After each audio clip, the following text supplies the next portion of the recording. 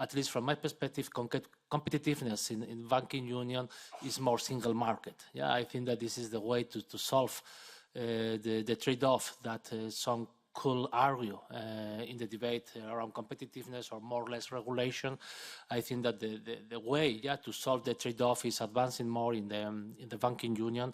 And I would like to know what advice you can give us in the trialogues that we should start just now on the CMDI. The single market, I'm glad that you mentioned that, because I don't want to be misunderstood with what I said about competitiveness, that we would be against further integration or the single market. Quite to the contrary.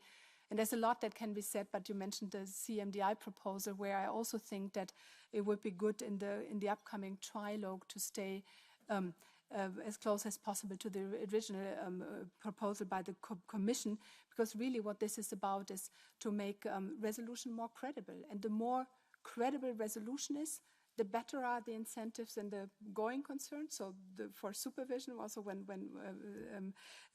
the banks are within our remit, and the more credible resolution is, the more incentives banks have to avoid risks. And what the CMDI proposal is trying to do is to bring more banks potentially under resolution.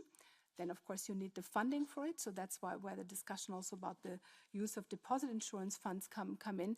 And, of course, we need very credible mechanisms if we see difficulties within the banks to intervene sufficiently early. And so I think I've seen some of the proposals which make this intervention more difficult, more complex. So anything that we can do to make sure that we can intervene as soon as possible, that gives more power to the SRB, but also the funding sources, that would be a good way to preserve the balance of the original proposal.